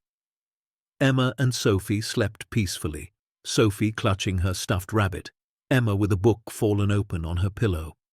They looked so small, so innocent, so completely dependent on him to keep them safe. He'd bought this broken manor to give them a home. Instead, he'd inherited a fortune that might destroy them, but he'd also inherited a responsibility, a chance to create something that would outlast him, that would teach his daughters that some things were worth fighting for, that beauty and history and the dreams of good men deserved protection. Rachel had always said he was stronger than he knew, that he sold himself short, that when things got hard, he had a core of steel he forgot about. He needed to find that steel now, because tomorrow the FBI would come, and after that, more challenges, more threats, more battles. But he'd made a promise to Arthur Caldwell, even if they'd never met, and he'd made a promise to his daughters, to give them a life worth living. Those promises were going to collide, and soon, and somehow he had to find a way to honor both. The clock in the hall chimed 3. Outside, security guards patrolled in the darkness. Somewhere out there, people were planning their next move against him. Inside the vault, $275 million in artifacts sat waiting for the world to discover them, waiting to see if Loreto was strong enough to protect them, waiting to learn if Arthur Caldwell had chosen the right person after all. Loreto kissed his sleeping daughters and whispered, "I won't let anyone hurt you, I promise." Then he went downstairs, made coffee, and waited for dawn, for the FBI, for whatever came next. Because one thing was certain now, there was no going back. The secret was out, the war had begun, and Loreto would either rise to meet it or be crushed beneath its weight. The broken manor on the hill held more than treasure now. It held the hopes of a dead collector and a desperate father. It held beauty that demanded protection and danger that demanded courage. And somewhere in the balance between those forces, an answer waited. Loreto just had to survive long enough to find it. Special Agent Catherine Reeves arrived exactly at 9 a.m. She was mid-40s, sharp-eyed, with the kind of presence that made you sit up straighter without realizing it. With her came 2 other agents and a specialist from the Art Crimes Division. Loreto met them at the door, Diane at his side, Marcus hovering protectively nearby. "Thank you for your cooperation," Reeves said, shaking his hand. "I know this is stressful. We'll try to make it as efficient as possible." They spent 6 hours in the vault. The art crimes specialist, a woman named Dr. Chen, examined piece after piece with meticulous care. She compared items against international databases of stolen art. She reviewed Caldwell's authentication certificates and provenance documentation. She photographed everything. Loreto and Diane sat at the desk answering questions. "Where did you find this? When? Have you moved anything? Sold anything? Added anything?" Loreto answered honestly, showed them everything, held nothing back. By mid-afternoon, Dr. Chen came to Reeves with her preliminary assessment. "This collection is remarkable, and from what I can verify so far, it appears legitimate. Mr. Caldwell was extremely careful about documentation. Every piece has a paper trail." Reeves nodded. "Any red flags?" "2 items I need to research further. A painting that might have unclear wartime provenance, and a manuscript that could have export restrictions from its country of origin. But nothing that immediately suggests theft or illegal acquisition." Loreto felt tension ease slightly. What happens now? We take copies of all documentation, Reeves said. We'll do a full investigation, which could take weeks or months. But Mr. Loreto, I want to be clear. You're not under suspicion. This is standard procedure for any discovery of this magnitude. If anything does turn up as problematic, we'll work with you to resolve it properly. And the lawsuits? The people claiming ownership? Reeves smiled slightly. That's civil court, not my jurisdiction. But between us, I've seen the paperwork your attorney filed. Those claims look weak. This appears to be a legitimate purchase of property with undisclosed contents, legally yours. After they left, Loreto collapsed into a chair. Diane squeezed his shoulder. That went well. Much better than it could have. It's not over, though. No, but it's progress.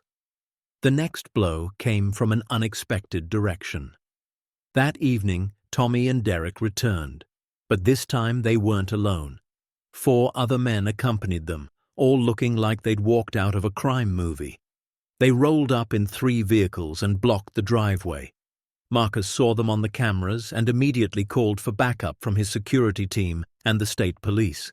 But before anyone arrived, Tommy used a bullhorn. "Loreto, we need to talk. No more games." Loreto watched from the window. Emma and Sophie were with Virginia in an interior room, away from windows. "Don't go out there," Marcus said. "They're trying to intimidate you." But Loreto was tired of being afraid, tired of hiding, tired of these people thinking they could push him around. "Cover me," he said. "Loreto, don't. I'm not letting them think they can just show up at my home where my daughters sleep."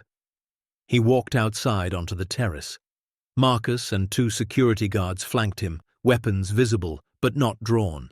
Tommy smiled when he saw Loreto. "There he is! The treasure hunter!" "You have 10 seconds to leave my property before I have you arrested." Tough talk, but here's the situation. My employer is tired of asking nicely. You're going to give us access to that vault. We're going to take what we want, and you're going to stay quiet about it, or things get unpleasant for everyone. "Your employer can go to hell." Tommy's smile vanished. "Wrong answer. See, we know you've got 2 little girls. We know where the old lady is keeping them right now. Margaret Caldwell, nice woman. Would be a shame if—" He never finished. Marcus moved faster than Loreto had ever seen. In 2 seconds, he had Tommy on the ground, arm twisted behind his back. The other security guards drew weapons on the remaining men. "FBI, nobody move!" The shout came from behind the vehicles. Special Agent Reeves emerged with 6 armed agents. They must have been watching the property. Within minutes, all 7 men were on the ground in handcuffs. Reeves walked up to Loreto. "That was stupid coming out here, but also brave." She turned to Tommy, who was cursing from the ground. "Thomas De Palma, we've been watching you for 3 months. Extortion, racketeering, suspected involvement in several robbery cases. And now you just threatened a man and his children with a dozen witnesses." "I want my lawyer," Tommy spat. "You'll get one, right after we search your vehicles and see what else we find." Reeves looked at Loreto. "You okay?" He was shaking but nodded. "Thank you. We've had surveillance on this property since yesterday. Figured someone would try something stupid. Didn't expect it to be this quick or this blatant." They searched the vehicles and found crowbars, glass cutters, and detailed floor plans of the manor. Someone had sold Tommy's crew specific information about the vault's location. The investigation that followed moved faster than Loreto expected. Within 48 hours, the FBI had traced the information leak. It came from Patrick, the nervous insurance representative. He'd been approached by Tommy's organization and offered $50,000 for details about the collection. He'd panicked and talked. By the end of the week, Patrick was also under arrest. But the FBI's investigation uncovered something bigger, something that changed everything. Special Agent Reeves came back 5 days later with Dr. Chen and a file folder. They sat in the Manor's restored library. Loreto, Diane, Virginia, and Marcus listened as Reeves laid out what they'd found. Thomas De Palma isn't just a local thug, Reeves began. He works for a larger organization, and while investigating his activities, we discovered something about the original fire here in 2011. Virginia leaned forward. What about it? It wasn't an accident. De Palma's organization tried to rob this manor 15 years ago. They'd heard about Caldwell's collection through underground channels. On November 14, 2011, they broke in, planning to access the vault, but Caldwell was home. He heard them, came downstairs, and they panicked. Reeves paused. To cover their tracks and create chaos, they set the fire.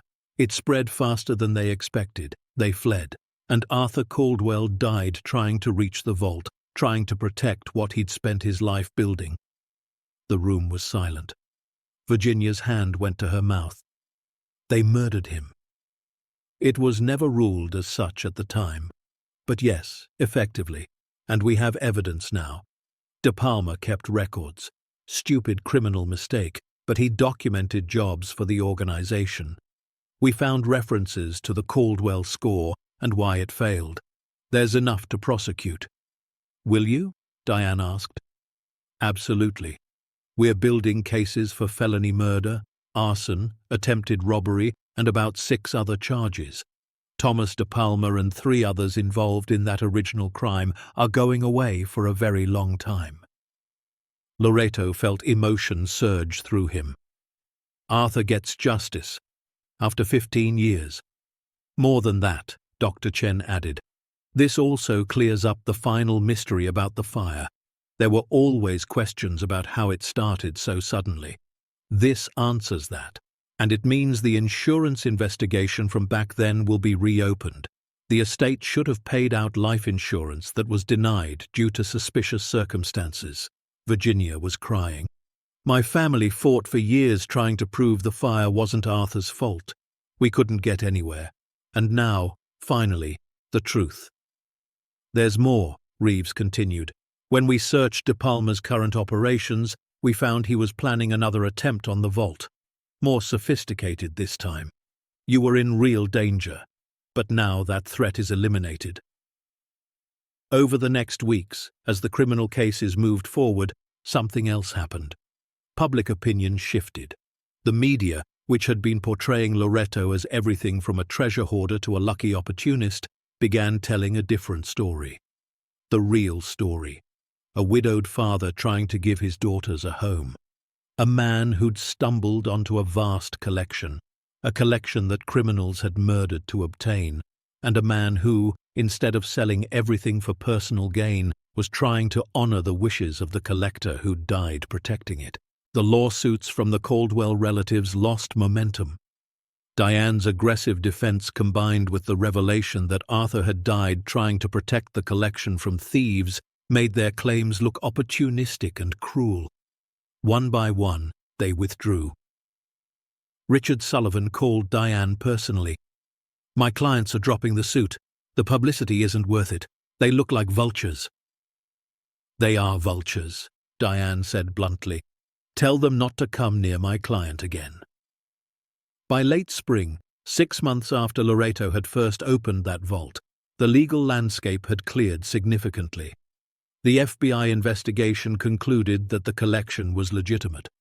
Only one painting had questionable wartime provenance, and Loreto immediately agreed to have it repatriated to its country of origin. The rest was cleared. The IRS worked out a settlement. Since Loreto was establishing a non-profit foundation and not selling for personal profit, the tax implications were manageable. The foundation owned the collection. Loreto took a modest salary as director, and most importantly, the manor itself began its final transformation. With the legal threats resolved and insurance in place, Loreto poured resources into completing the restoration. Volunteers from Greenridge Falls worked alongside professional contractors. The East Wing was finished first, then the central manor room by room. The West Wing, destroyed in the fire, was rebuilt. But instead of trying to recreate what was lost, they designed it as modern museum space. Glass and steel emerging from old stone, a blend of past and future. Local craftspeople donated time and skill. An elderly carpenter who'd worked on restorations at the Smithsonian came out of retirement to repair the grand staircase. A stone mason showed teenagers how to repoint the exterior walls. A group of artists painted a mural in what would become the education center, depicting Arthur Caldwell's life and his dream. Emma and Sophie, now understanding more of what was happening, became junior ambassadors. They gave tours to construction crews, explaining with childlike enthusiasm what each artifact meant. Virginia worked tirelessly as curator, creating descriptions and context for every piece. She designed exhibit layouts that told stories, not just displayed objects. The Roman coins became a lesson in empire and trade. The jewelry illustrated craftsmanship across centuries. The paintings showed artistic evolution. The documents brought history to life through the handwriting of the people who'd lived it. "This isn't just a museum," Virginia explained to a group of visiting educators. "It's a bridge. Arthur believed every artifact was a voice from the past. We're giving those voices volume." Carlos oversaw the grounds restoration. The gardens were replanted with period-appropriate flowers. The fountain was repaired and filled. Paths were created for visitors to walk. Benches placed where people could sit and overlook the valley. Margaret organized community support, fundraisers for the final construction costs, volunteer training programs, educational partnerships with local schools. Word spread beyond Greenridge Falls, beyond Oregon. The story of the widow father and the hidden fortune captured something in people's imagination. Donations came in from across the country, small amounts mostly, $5 here, $20 there, but they added up. People wanted to be part of it.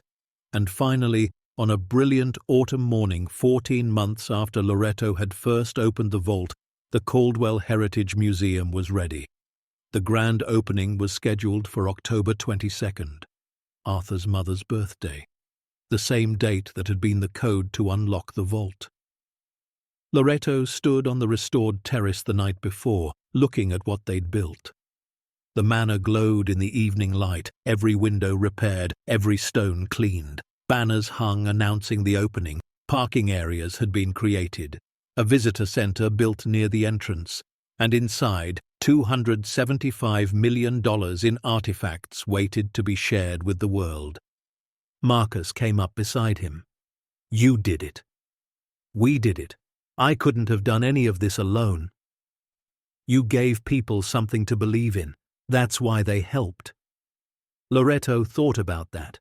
About how this broken manor had brought a community together, how Arthur's collection had given people purpose. "I'm terrified," he admitted. "What if nobody comes tomorrow?" Marcus laughed. "Have you seen the reservations? You're booked solid for 3 months. There's a waiting list." The next morning dawned clear and cold. By 9 a.m., hundreds of people had gathered.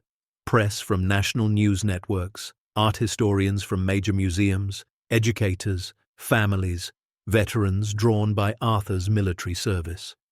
The elderly residents of Greenridge Falls who remembered the manor in its glory days. And in the front row, Emma and Sophie, wearing matching dresses, holding a ribbon stretched across the main entrance. Loretto stepped up to a small podium. His hands shook as he looked at the crowd. He'd never been comfortable with public speaking, but he thought of Arthur Caldwell, of the message left in the vault. And he found his voice. 15 months ago, I bought this manor for $6,000. I was a widowed father trying to give my daughters a home. I had no idea what I was walking into." He paused. "Arthur Caldwell spent his life collecting the artifacts you're about to see. He traveled to 73 countries. He studied under museum curators and historians. He dedicated 50 years to preserving pieces of human achievement. And when he died, trying to protect what he'd built from those who only saw dollar signs, his dream died with him, or so everyone thought." Loretto gestured to the manor. "But dreams don't die. They wait. They wait for someone to believe in them again." Arthur left a message. He asked whoever found his collection to make it matter, to share it, to let it teach and inspire. His voice grew stronger. So that's what we've done. This isn't my museum. It's ours, yours. It belongs to everyone who believes that beauty and history and human achievement are worth protecting, worth fighting for, worth sharing. He looked at his daughters. My girls will grow up in this manner, but not as owners of a treasure, as stewards of a legacy, and I hope every child who visits here will leave understanding that the past isn't dead. It's alive in every artifact, every story, every voice that echoes across centuries. He paused. Arthur Caldwell never got to see his dream realized, but today we realize it for him. Welcome to the Caldwell Heritage Museum. Emma and Sophie cut the ribbon. The doors opened, and people streamed inside. Loretto stood to the side, watching them discover what he'd discovered, watching their faces light up, hearing their gasps of wonder, seeing children press close to cases, parents reading descriptions aloud, teachers already planning field trips. Virginia found him an hour later. She was crying happy tears. He would have loved this. I hope so. I know so. This is exactly what he imagined. Better, even. The day passed in a blur. Thousands of people toured the collection. The education center filled with families. The cafe Margaret had helped establish served lunch. The gift shop, stocked with reproductions and books about the collection, had a line out the door. By evening, when the last visitors left and the staff began closing up, Loretto felt exhausted but fulfilled. Diane approached him. You should know, several major museums have reached out about partnerships, collaborative exhibits, loans. They want to work with you. Really? The Smithsonian called personally, said this collection is one of the most significant privately assembled holdings in the country, now properly curated and accessible. Loretto smiled. Arthur would have liked that. The Smithsonian had been one of the first museums to reject his donation offers. That night, after Emma and Sophie were asleep in their beautiful restored bedrooms, after the staff had gone home, after the security guards had started their evening patrol, Loretto walked down to the vault. It was empty now. Every artifact had been moved to the climate-controlled exhibition spaces throughout the museum. But he stood in the empty room anyway, thinking about everything that had happened here. He thought about the night he'd first opened these doors, terrified and overwhelmed, about the fortune he'd discovered, about the threats and lawsuits and fear, about nearly losing everything. But most of all, he thought about what he'd gained. Not money, though the foundation was well funded now. Not fame, though the museum had made him known. He'd gained purpose, direction, the understanding that his life could mean something beyond just survival. Rachel would have been proud.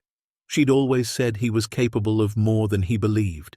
Now he finally saw it too. He climbed back upstairs and walked through the manor. Every room restored and beautiful, every corner filled with purpose. This wasn't just a building anymore. It was living history, a bridge between past and future, a place where Arthur's dream and Loretto's desperate gamble had merged into something neither could have created alone. In the main gallery, moonlight streamed through the tall windows, illuminating a case containing Arthur's mother's jewelry, the pieces she'd worn, that Arthur had treasured, that had inspired the code that unlocked everything. Beside the case was a photograph Loretto had placed there, Arthur and his mother, taken sometime in the 1930s, both smiling, both unaware of the future that would separate them, but also preserve their love in brass and stone and code. Beneath the photo, a plaque read, "In memory of Arthur J. Caldwell, 1922 to 2011. Collector, dreamer, guardian of history, his life's work lives on." Loretto touched the plaque gently. "Thank you," he whispered, "for trusting that someone would come along, someone who'd care enough to finish what you started." He walked to the window and looked out over the valley. Lights from Greenridge Falls twinkled below. Beyond that, Mountains rose dark against the starlit sky. Somewhere out there, people who'd visited today were telling their families about what they'd seen. Children were drawing pictures of Roman coins and Renaissance paintings.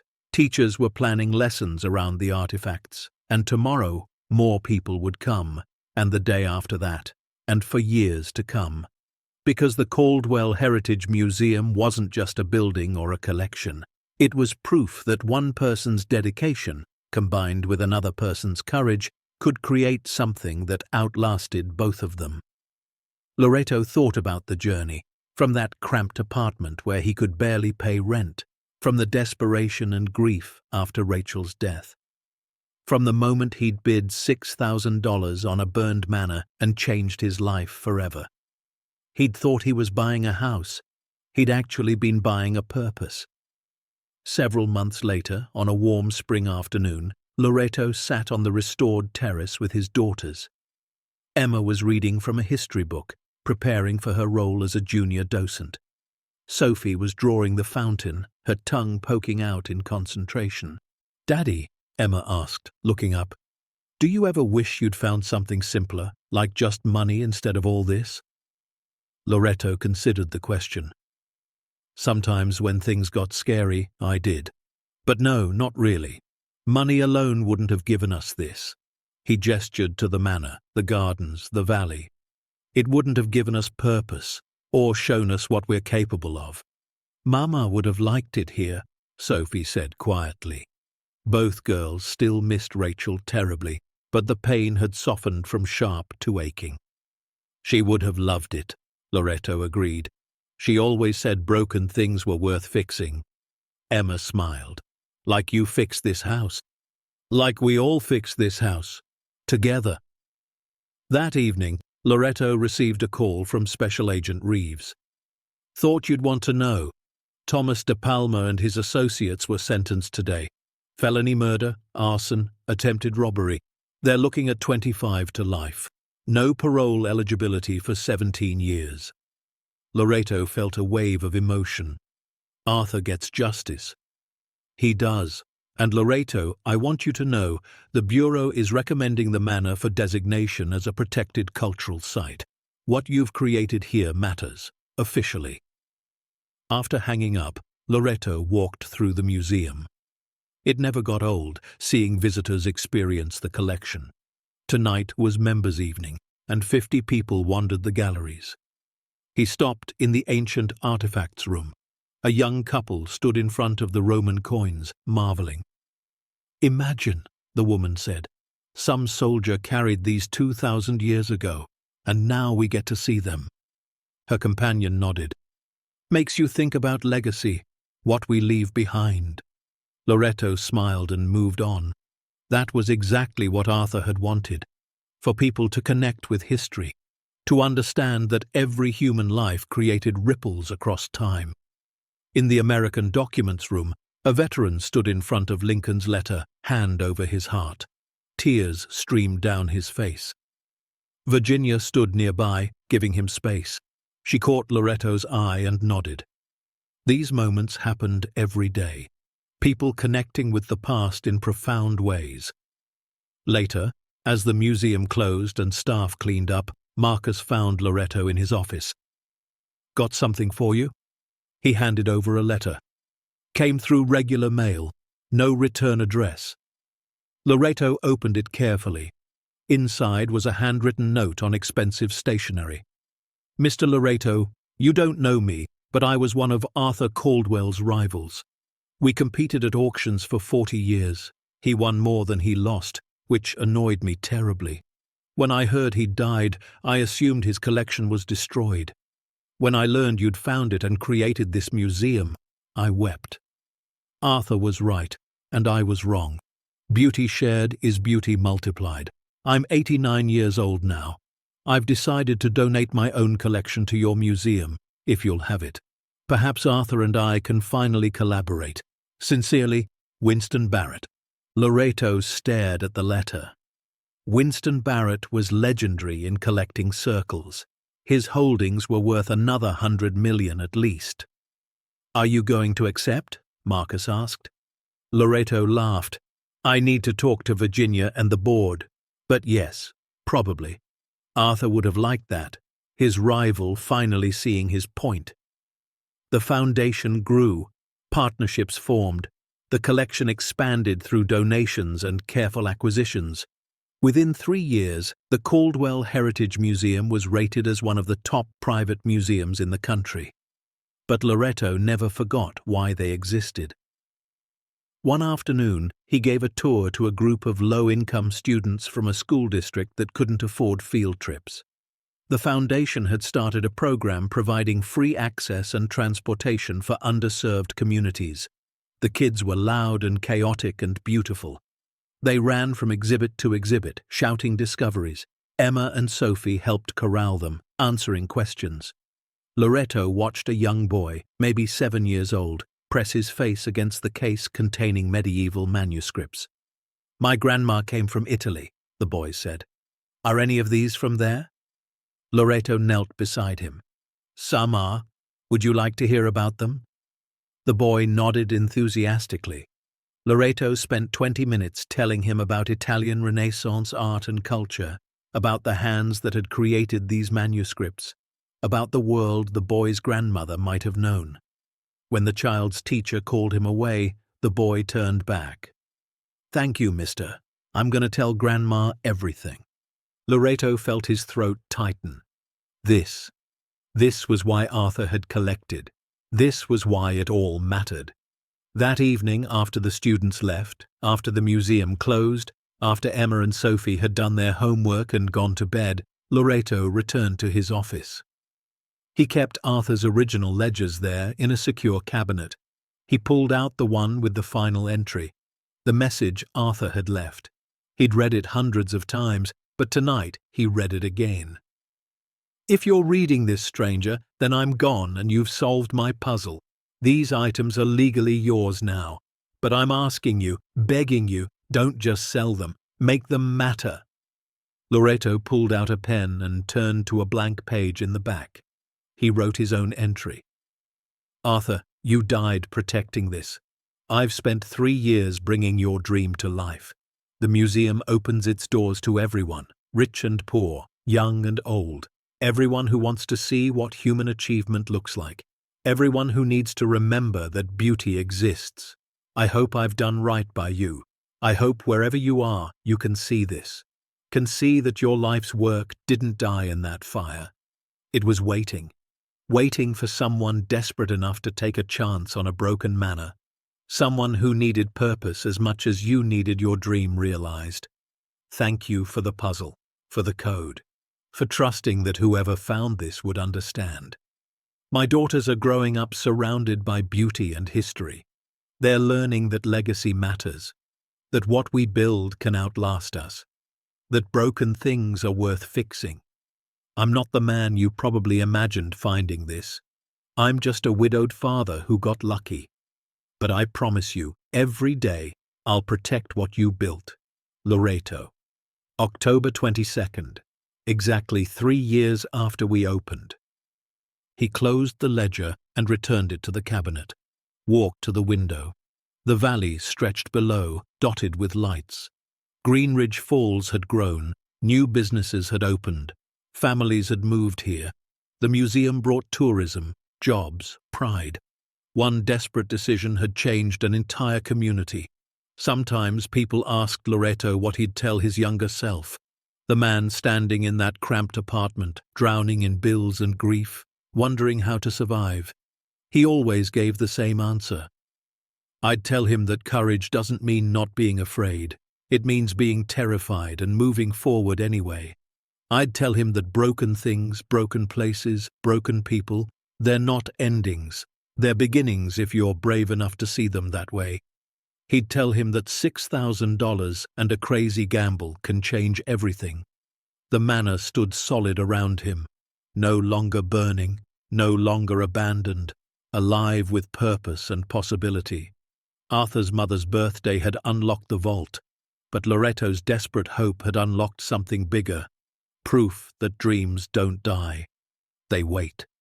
Anyone can discover a fortune if they're willing to look past the damage, and believe in what's buried beneath. As Loreto turned off the lights and prepared to head upstairs to his family, to the home he'd built in this restored manor, he thought about legacy, about what would remain after he was gone. The collection would endure, the museum would continue. But more than that, the idea would persist. The idea that beauty deserves protection, that history matters, that one person's dedication combined with another's courage can create something extraordinary. Standing in the darkness, surrounded by artifacts that had survived centuries, Loreto felt connected to every person who'd ever built something meaningful, every artist who'd created beauty, every collector who'd preserved it, every guardian who'd protected it. He was part of a chain stretching back through time, and now, thanks to a burned manor and a hidden vault and a dead man's dream, he'd added his own link to that chain. The girls would continue it, and their children after them. And on, voices from the past speaking to the future through objects and stories, and the courage of people who believed that some things were worth fighting for. Broken manors could become museums, hidden collections could inspire millions, and widowed fathers could become guardians of civilization itself, if they were brave enough to open the door. The end. Up next, 2 more powerful stories that will move you. Click now to keep discovering. And don't forget to hit subscribe if you believe that legacy is built one brave choice at a time.